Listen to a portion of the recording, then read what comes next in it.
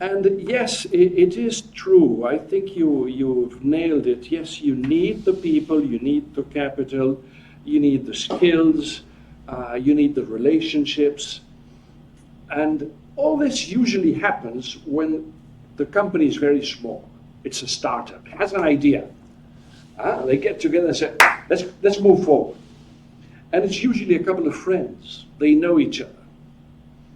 And things work fine because, everybody likes each other. Sometimes, they take the children away together. They spend weekends together. There are no limits. But then they grow. And that's the challenge. Because in order for you to grow, you have to trust. How do you grow hiring people that you don't trust? And you see, it happens that the received wisdom of management, which is taught all over the world, including here at Porto Business School, is very much like, what is most important is the skill. You need to know how to do things, not necessarily feel comfortable with the people that you work with. And I think that is deeply wrong for people of our culture. And what do you mean by our culture? The whole Mediterranean culture, north and south, Muslim or Christians. We are clannish. And it's not only the Mediterranean. I've seen this in India as well. I've seen it in many Asian countries, certainly amongst Chinese. This is how they expand internationally, through clans. And this is something that we've forgotten because we've been taken by onslaught by the Weberian type of bureaucracy, impersonal, objective, highly hierarchical, and you must obey. And this is fine if you are a member of the Germanic tribes. You see, the Germanic tribes are fantastic because, you see, they were the last ones to be Romanized, and because of that, the first ones to break away. Right? And they started Protestantism and that, and they expanded, of course, northwards. They went to Scandinavia, and from there they flocked into England, and then into the US. And this is the world of business that we have. Highly Weberian, very impersonal, very hierarchical, and you must do what you're told. Very simple steps. I mean, it all began with this gentleman, Gutenberg. His great innovation was, listen, I don't need to make a whole page. I just need to make letters. Many letters that I can reassemble. Movable types was the crux of the American system of manufacture. It then spilled over to France 200 years later. Some people say that the French are slow to learn. But no, ideas traveled slow then. But the fact is that there was an armorist in France that decided, listen, we don't need to make a whole musket. We just need to make the parts. Let somebody else adapt them, assemble them. But it didn't fit the French royal setting. But guess who was there when this armorist made his explanation? Thomas Jefferson. It pays to have a good ambassador. Some of those ambassadors earned their keep. He listened and said, this is what we want, because unlike Europe, we have an adverse relationship between skills and masters. We don't have enough masters to teach the skills. But if we could simplify the steps, we could train the people with a few masters that we have. And reducing costs, they managed to make a very competitive industry. So competitive that they started expanding internationally. And of course, how would they manage themselves? Well, by what they knew. Who brought the idea of management? Talcott Parsons, a sociologist. He also studied in Germany. He loved the ideas of Max Weber so much, he took the book to the US, translated it into English. You know who hired him? Harvard Business School. This is how we got from one university, the idea of the American scientific management of production from Taylor, Weber producing the bureaucracy, and Harvard Business School irradiating the system of management and manufacture towards the whole of the world. Only that system might not fit as well in different cultures, where people are lower to trust. So who do we trust? The people that we know. It's quite simple.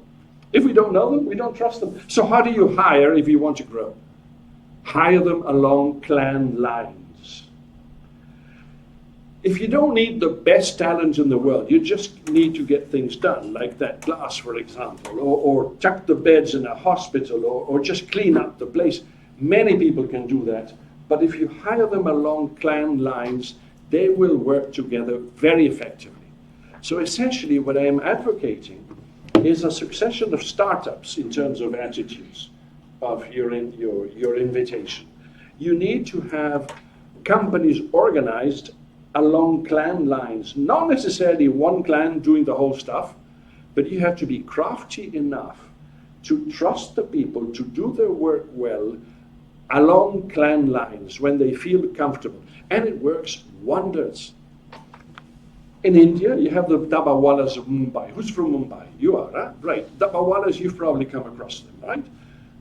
They deliver over 200,000 tiffin boxes, food, cooked by the wife and delivered to the husband.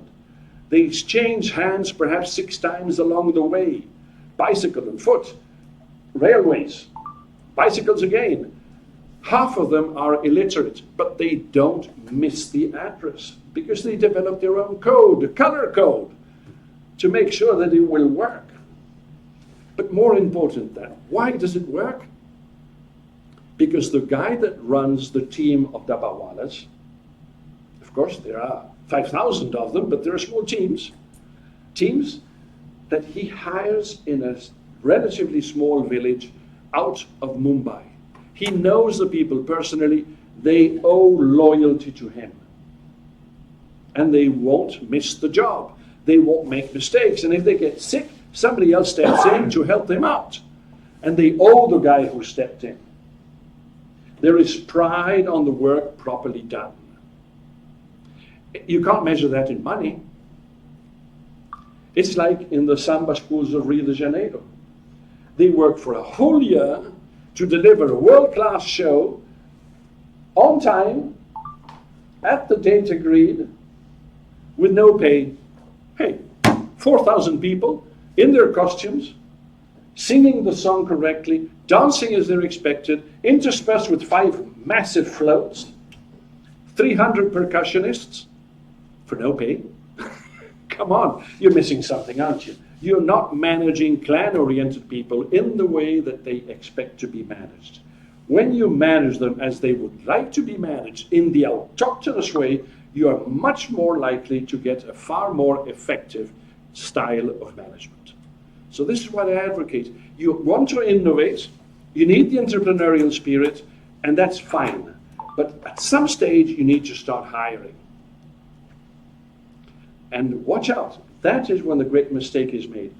Weberian bureaucracy will not tell you how to hire. They just say, bring the CVs. Huh? And you select the best CVs. Of course, it makes sense. Only that in clannish societies, selecting by CVs might mean that you're getting the best people in the market, but they are people that are unlikely to know each other. If they don't know each other, they might not trust each other. If they don't trust each other, they might not work effectively in teams, or it will take them much longer to do so. So, I think that, just to cut it short, clans, trust, alignment, and then you may grow safely in countries like ours. We are not Germans, we are not Americans, we are clannish by definition. You know how many more times people trust the family rather than the people that they don't know? 7 times more. Every single people in the world trust their families, more or less. But trusting the family more than you trust the outsiders, 7 times more if you're clannish. I'll just end here and then pass the word to my friend here, because he's the true entrepreneur. He is the only one that works. Well, I don't work at the moment. Look, it's